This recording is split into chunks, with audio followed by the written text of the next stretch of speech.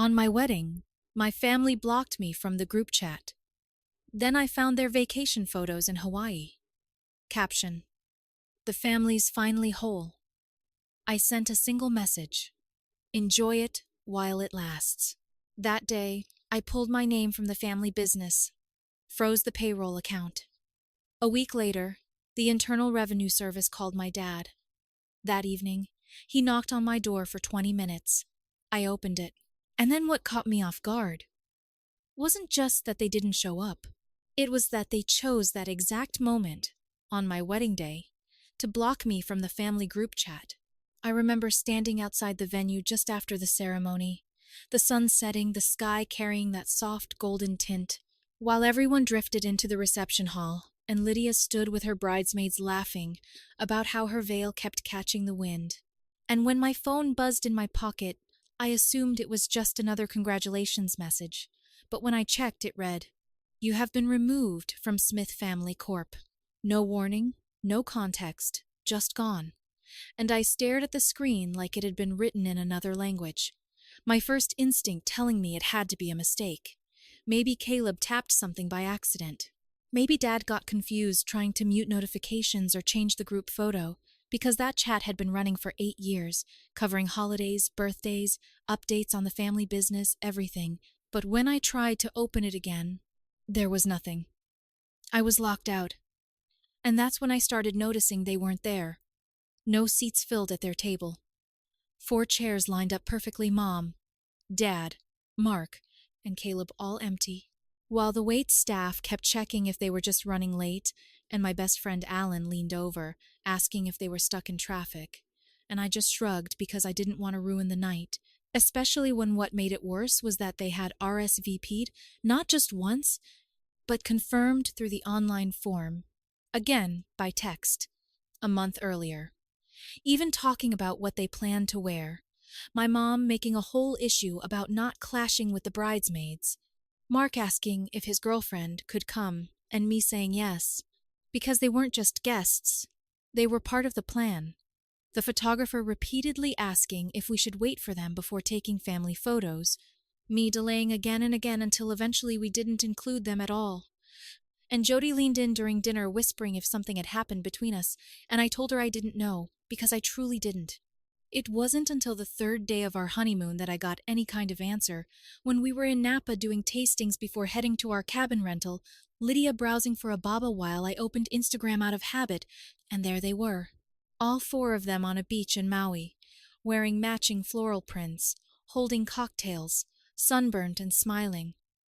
Mark with his arm around Dad, who never even likes photos, and the caption read, "The family is finally whole."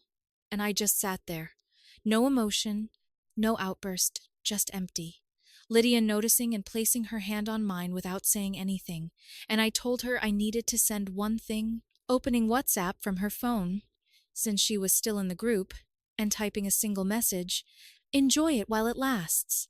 Before opening my laptop, because Smith & Rowe Logistics wasn't just my dad's company, I had spent 6 years turning it into something real. Co-owner on paper, but the one who built the online systems, landed the Walmart contract, automated half the operations, set up the dual signature protocol for any transaction, over $10,000, something he didn't even know how to use. And I logged in, removed my name from the business registration, transferred my shares into a holding state that effectively froze them, and most importantly froze the payroll account so no withdrawals could happen without my approval. Payroll scheduled for that Friday, and I said nothing, staying quiet and letting silence do the work. A week later, an unknown number called, which I ignored, only to hear a voicemail from my dad's CPA explaining the IRS had flagged discrepancies, missing documents, unpaid state tax from 2 years prior, and the irony being that, without me, they couldn't produce half the records required. And that same evening I heard the knocking before I even reached the door, 20 minutes straight without stopping, and I let him wait before opening it, finding him red-faced and sweating like he'd run through hell, his first words coming out sharp. "What did you do?" And I let the silence stretch, leaning against the frame while he stepped forward like he intended to walk in, but I didn't move, and when he snapped, "You froze the damn payroll," "Do you know what you've done?" I simply nodded and said, "Yeah, I know exactly what I've done." And he kept talking, listing consequences as if it would move me. Drivers threatening to quit, warehouse crew already gone, clients demanding penalties, the accountant unable to file because everything was tied to my credentials, and then he delivered the line he thought would break me. "The IRS called this morning. They're reviewing 5 years of returns. 5. They think we've been hiding income. If you don't fix this, we're all going down." And that word all hit differently, because I reminded him all didn't include the person they erased from the family chat on his wedding day. All apparently meant everyone who could fly to Hawaii and smile for photos while pretending I didn't exist. And when he tried to claim it wasn't personal, that it was just bad timing and they needed space, I asked, "You needed space from my wedding?" And that silenced him for a moment, before he shifted into anger, accusing me of being petty, childish, throwing everything away, before pulling out a folded document from his jacket and tossing it at my feet, a clause from years ago, buried in partnership filings giving him partial authority to override financial freezes under certain conditions, conditions requiring proof of negligence or intent to harm, meaning he was preparing to accuse me of sabotage, bluffing perhaps, but enough to escalate things in the days ahead. By Monday, his lawyer had sent a cease and desist, and by Tuesday, I had replied through mine with a detailed audit of every financial decision I had made since joining, including the ones I had flagged over the years, several of which bordered on tax fraud, all backed with screenshots I had quietly kept. And I didn't tell Lydia most of it because she only knew the outline, and I wanted to keep the stress away from her after we had just returned from the honeymoon, wanting her to have at least a few days of peace before my family's mess spilled into our new life. But by Wednesday, my mom texted me for the first time in 2 months. "Can we please talk? This is getting out of hand." And there was no apology, no explanation, just a weak attempt at an olive branch thrown like it cost her nothing, so I didn't respond. But by Thursday, everything shifted because the CPA started calling me directly, quietly explaining that the IRS wasn't just looking into the business anymore. They were looking into my dad's personal finances too. Offshore accounts, a fake vendor, something connected to Caleb, and it became clear they weren't just sniffing around. They were hunting. And I hadn't even actively done anything yet. The call came while Lydia and I were finishing lunch at the dining table, going through thank you notes, and for the first time since the wedding, it felt like things were settling. We were joking about whose handwriting was worse when my phone buzzed with another unknown number, and I stepped away to answer, hearing Richard, the company's CPA, a guy I had barely spoken to in 6 years, and he didn't waste time, just said, "Listen, I know you're not involved anymore, but you need to understand what's happening." His voice tight, and I didn't even question how he got my number. I just listened as he explained that when I froze the payroll account, it didn't just delay paychecks. It interrupted a transaction that had been mid-transfer, one that got flagged by the bank's compliance team, and that account was tied to a shell vendor, supposedly providing fleet software maintenance, except that vendor didn't exist. The listed address was just a mailbox store in Nevada, and the name on the founding documents was Caleb, and that was when everything started clicking into place. Why Caleb had always been involved without explanation, why no one questioned his role. I asked how bad it was, and Richard paused before saying the IRS had escalated the situation to a criminal investigator, that they weren't just reviewing one transaction, but digging through 5 years of activity, and my withdrawal had exposed inconsistencies, phony invoices, inflated contracts, undeclared foreign income, and worse. My father had used my digital signature on documents I had never even seen, and when I hung up, I sat there for a while absorbing it, knowing I could walk away and let everything burn, but also knowing I still controlled the backup server I had set up for transparency. Every email, contract, invoice, and approval stored there, inaccessible without my password, and I didn't even need to delete anything. I just locked the system remotely. And when Lydia saw me working and asked if something was wrong, I told her we were past the point of fixing it. Later that evening, I got a message from Aunt Jody saying my dad was spiraling, that the IRS had called again, that Caleb hadn't slept, that my mom was panicking, But it didn't feel satisfying yet, just inevitable. And around 9 that night, I heard another knock, already knowing who it was. And when I opened the door, my dad stood there in the same suit as before, hair disheveled like he had been pulling at it all day. And without waiting, he shoved a thick envelope into my chest and said, "Read it. You're not innocent in all this either." And I stayed at the doorway, opening it slowly to find printed emails, fragments of messages between me and a logistics client from 2 years earlier, my name on the approval line of a major shipment contract. But I remembered that deal clearly. I had approved a standard delivery quote, and he had later altered the invoice to inflate costs and siphon extra funds. And he leaned closer, telling me if the IRS saw those emails out of context, they wouldn't just go after him. They would come after me too, thinking that fear would make me fold, that I would rush back in, unfreeze everything, and help clean up the damage. But I didn't react, just told him, "Good luck with that. You changed those numbers, not me." And his tone shifted immediately, trying to appeal instead, saying if I came back now we could fix it together, that it was still a family business, that they had made a mistake missing the wedding. But we could move past it. The first time he even acknowledged it, and he thought that one vague mention would be enough to undo everything. And I just shook my head and told him, "You burned that bridge. Now you're mad the fire's spreading." And he stood there for a moment like he wanted to argue further before turning and walking away down the driveway, and I shut the door behind him, locking it not for safety but to make a point. The next morning, I received an email from the company's former legal counsel informing me that my dad was trying to offload shares in a panic sale to raise cash, but he couldn't because my name was still tied to the major assets and now also tied to the investigation. And I expected backlash, angry messages, threats, desperate calls from my mom trying to fix things, but what I didn't expect was to hear from someone I hadn't spoken to in over a decade, because that Friday morning an email came through from Uncle Grant, my dad's estranged younger brother, the one I had always been told was pushed out for mismanaging funds.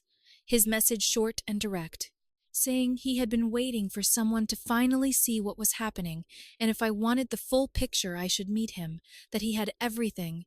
And I didn't respond right away because I didn't know what to think. But Lydia encouraged me, saying it might help to understand what I was really dealing with, so I agreed and met him at a diner 2 towns over. He looked older, worn down, but not bitter, just tired. And before our coffee even arrived, he slid a manila folder across the table, and inside were copies of bank transfers, emails, and a document that turned my stomach. A buyout agreement from 8 years ago, signed by both him and my dad, and the reason listed wasn't mismanagement or failure but silence, because apparently Uncle Grant had discovered that my dad and Caleb had been funneling extra revenue from warehouse leases into a separate side business, a shell company under my mom's name that bought and flipped commercial trucks at inflated prices, often selling them back to our own company, creating a cycle that drained company funds while padding their personal accounts. And when Grant found out, my dad offered him a payout under the condition that he disappear and never speak about it again. And he took the deal but kept the evidence. And now, with everything unraveling, he decided it was time someone else knew. I took the documents, scanned them, backed them up twice, thanked him, and left. And the following day, the legal team reached out requesting an urgent mediation call, offering a full buyout of my shares in exchange for restoring access to the accounts and servers. But I ignored it.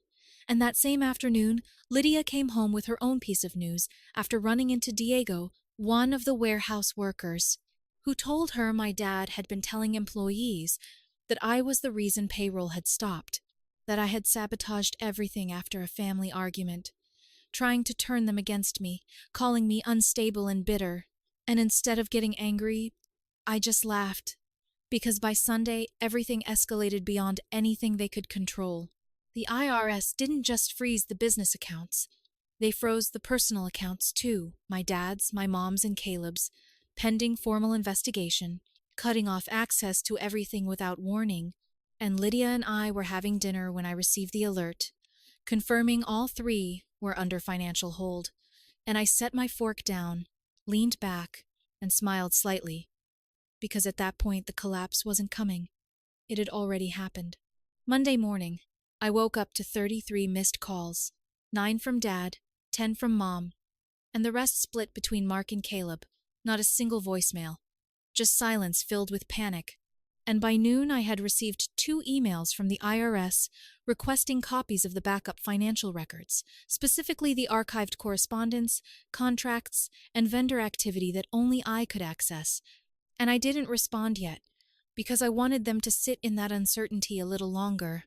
But that evening there was a knock at the door, and Lydia checked the peephole before opening it, telling me it was my mother, the first time I had seen her since Christmas 2 years ago, and she had always played the quiet partner in family disasters, passive and smiling, never directly responsible. But now she stood there gripping her purse like it was the only stable thing left in her life, asking to come in, and Lydia stepped away to give us space as we sat in silence for a few seconds before she launched into what sounded like a rehearsed apology, saying she didn't know the full story, that she never agreed to skip the wedding, that Dad had convinced her it would be less tense if they went away for the weekend, insisting she tried to call, and I told her she could have tried harder, reminding her I had seen the photo, the one with the caption about the family finally being whole, and she shifted quickly, saying they were in trouble, that the IRS freeze meant they couldn't pay their mortgage, their credit cards, even groceries, that Dad was falling apart. Caleb had a breakdown, and if I didn't help, everything we had built together would be destroyed. And then she said something that made my blood run cold.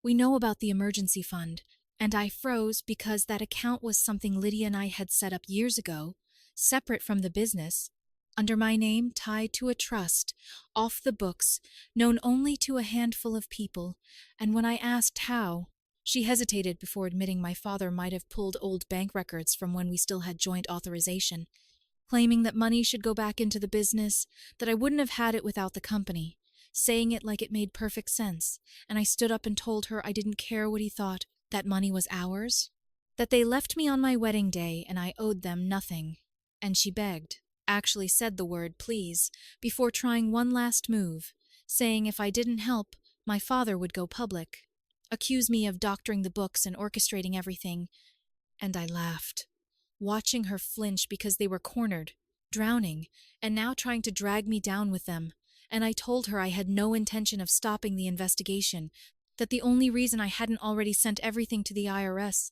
was because I wanted to see how far they would fall. And she stood there stunned before leaving without another word.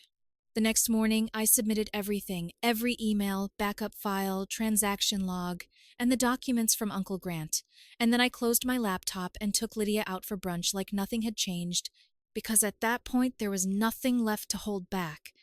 And 3 days later, the investigation became official. Lydia was the one who told me after seeing it in the news, a report about a family-owned freight company under federal audit for multi-year tax evasion. No names mentioned, but anyone local could connect the dots. And messages started coming in from friends and former co-workers, some shocked, others saying they always suspected something was off. And that night, I received the final message I would ever read from my father. A screenshot of a legal letter drafted by his attorney accusing me of breaching fiduciary duty, damaging the company, and causing emotional and financial harm to the entire family, threatening a civil lawsuit unless I withdrew the documents. And I blocked his number immediately without hesitation before logging into the company portal, one of the few systems still active, and deleting my profile entirely, my name, my email, everything, not out of revenge or anger, but because it was over. A few hours later, Mark tried calling, and this time left a voicemail saying I had gone too far, that this should have been handled within the family, and Caleb sent an email claiming I had misunderstood everything and that we could have talked it out, which was almost funny because no one wanted a conversation on my wedding day. Not a single one of them reached out then, but now that their accounts were frozen and their lives under investigation, they suddenly had plenty to say, and I didn't respond to any of them, cutting contact completely, not out of spite, but because I didn't want any of that toxicity bleeding into the life Lydia and I were building. And 3 months later, we moved out of state, starting fresh in a new town, the emergency fund untouched, I returned to consulting privately while Lydia went back to teaching, and life became quiet, stable, real, with only Jody and a few relatives staying in touch, while friends from the wedding would still bring it up occasionally, talking about how unbelievable it was that my family chose a vacation over being there, all agreeing that people like that only care about control, and once they lose it, everything collapses. It has been nearly a year now, and every so often I still get random letters from law firms or distant relatives trying to reconnect. But I ignore them because Lydia and I have built something better. A new home, a new rhythm, talking about having kids, traveling when we want, laughing more than I ever thought possible. And I'm not angry anymore. Just done. And when people ask if I miss them, I tell the truth, that I miss the version of them I believed in. But that version never showed up when it mattered. And now neither will I. And just when I thought everything was behind me, 6 days later I received an email from the IRS that stopped me cold, not a notice or a request, but a thank you. A formal acknowledgement from a senior agent stating that the records I provided had uncovered multiple offshore accounts tied to fraudulent vendor payments, not just under my father's name but others as well, some of whom I recognized from past business meetings, with 2 already having fled the country. And the email ended with something unexpected, a subpoena for testimony, stating they believed I had been unaware of the activities, but my cooperation could help build a larger case. And I read that line twice, realizing this was bigger than just my family. Later that afternoon, Lydia found a thick envelope in the mail, with no return address, clearly hand-delivered, and inside were 2 things: a letter from Caleb and a flash drive, his letter scattered between apology and desperation, explaining that Dad had lost control, that he had been pressured into setting up fake vendor accounts, that Mom knew more than she admitted but stayed silent out of fear, and that he didn't want to go down with them. Acknowledging what happened at the wedding and admitting he didn't expect forgiveness, but hoping the flash drive might at least explain everything, and when I plugged it into a separate laptop, it contained a complete dump of internal emails, voice memos, spreadsheets, even video clips, including one where my dad laughed on a call about how I signed whatever he put in front of me, and another where he explained to Caleb how to split payments into smaller amounts to avoid bank thresholds, making everything airtight, and I sent it all to the IRS with a short message. One more gift. Before sitting with Lydia on the porch that night in silence, watching the sky darken and the air settle, realizing that this wasn't revenge anymore, it was removal, a final clearing of everything that had tried to turn what should have been the best day of my life into something broken, and now it was simply over, completely and for good.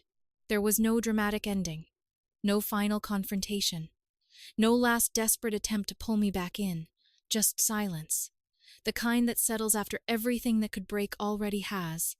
And for the first time in a long time, it didn't feel heavy. It felt clean, like stepping out of a storm you didn't realize you had been standing in for years. And Lydia sat beside me, her hand resting lightly on mine, not asking questions, not needing answers, just there, steady and real in a way my family never had been. And as the night deepened and the world around us quieted, I realized something I hadn't been able to see before, that none of this had actually started with the IRS, or the business, or even the wedding. It had started long before that, in all the small moments where I chose to overlook things, to trust without questioning, to believe that family meant loyalty no matter what. And maybe that was the biggest lesson of all, that loyalty without honesty isn't loyalty at all. It's just control, dressed up as something meaningful, and I had finally stepped out of it. The next few weeks passed without incident. No new messages, no legal threats, no surprise visits, just updates filtering through the news and the occasional secondhand story from people still close enough to hear what was happening, and from what I gathered, the investigation had expanded even further, pulling in more names, more accounts, more evidence, and it was no longer just about one company or one family. It had become something bigger, something that would take years to fully unravel, and I wasn't part of it anymore. Not in the way they had been, not in the way they wanted me to be, and that distance, that separation, felt like the final piece falling into place.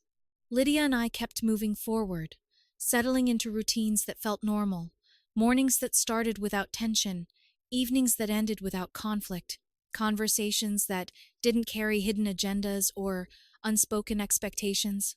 And every once in a while, we would talk about the future, about where we wanted to go, what we wanted to build, and it was always grounded in something simple, something honest, something that didn't rely on anyone else's approval or involvement, and that alone felt like a kind of freedom I had never known before. I didn't check in on my family anymore, didn't look up updates, didn't ask questions, because whatever was happening with them was theirs to deal with, just like everything that had led them there. And for the first time, I understood that letting go wasn't about forgetting or pretending it didn't matter. It was about choosing not to carry it with me any longer, and that choice made everything lighter. Sometimes, late at night, I would think back to that moment, outside the venue, the phone buzzing in my pocket, the message that changed everything, and I would wonder what would have happened if I had ignored it, if I had let it slide, if I had chosen to confront them quietly later, instead of reacting the way I did. But those thoughts never lasted long, because deep down I knew the truth, that it wasn't about that one moment, it was about everything that came before it, everything that made that moment possible in the first place. And nothing I could have done differently would have changed that. So I stopped wondering. I stopped looking back. And I let it all stay exactly where it belonged, in the past, with the people who chose it, while I moved forward with the person who chose me. And that was enough, more than enough, because in the end, it wasn't about getting even or proving a point or watching everything fall apart. It was about finally walking away from something that had been broken for a long time and building something that wasn't. And this time, for real.